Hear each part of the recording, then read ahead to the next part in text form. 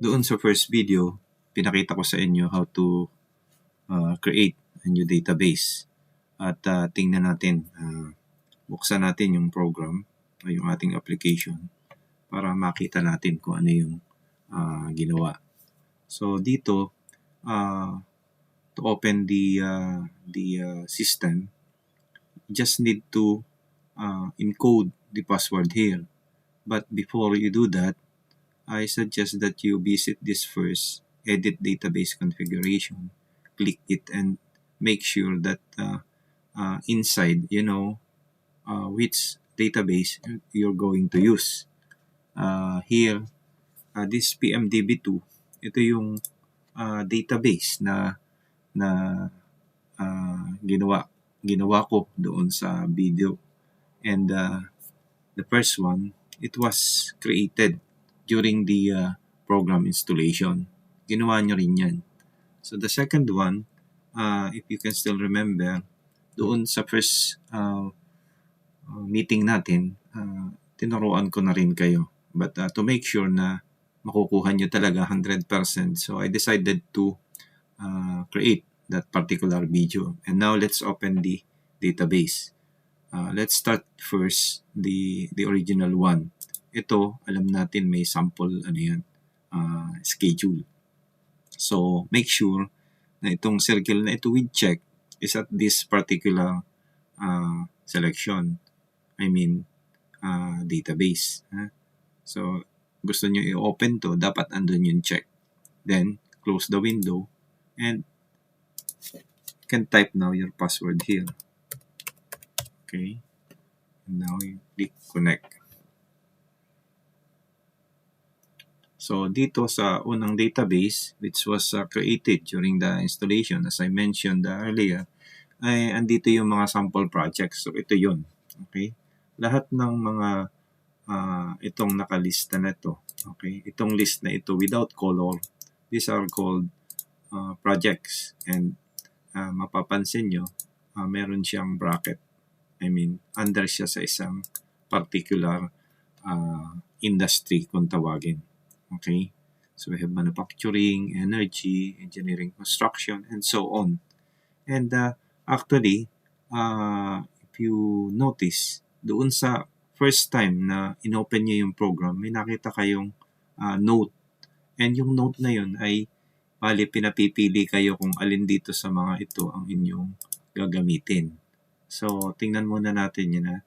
So, punta ka lang sa admin preference.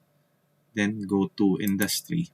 And ito dapat naka-check. Once it's checked, hindi nyo na makikita yung notice na yun, o yung note na yun. So, here, it's very clear. I selected engineering and construction. Okay? And again, before we close this database, ito yung mga projects. Okay? And of course, you know how to open the project. So you select it, and then right click and click open. Okay? That's it.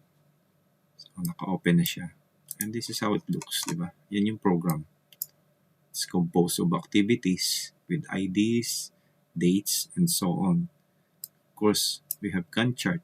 Ito siya. And this is actually our lesson for today. Nireview ko lang yung tungkol sa database. So ito yung content ng first database. So let me close this to go to another one. So close ko na to. Ayan. And then again, go back to the icon. Okay. Then here, click edit database configuration and put the check here in the second one. Remember, ulit ko, ito yung database na na-create ko doon sa video. So, when you selected it, close the window. Now, you can type your password. Okay? And click connect. So, ayan siya. And it is empty. Okay? When you select this, itong icon na to, ayan, empty talaga siya. Okay? So, bakit empty? Kasi tatandaan nyo doon sa installation, we uncheck the sample projects. And napakasimple naman na bakit natin tinanggal yun para mas malaki yung ating space para magamit natin sa mas maraming projects. And here, doon sa third topic na which will be after this, after the next video, because the next video is about project interface, the user interface of Primavera P6. Susunod doon yung enterprise project structure, organization, or how to organize this particular EPS.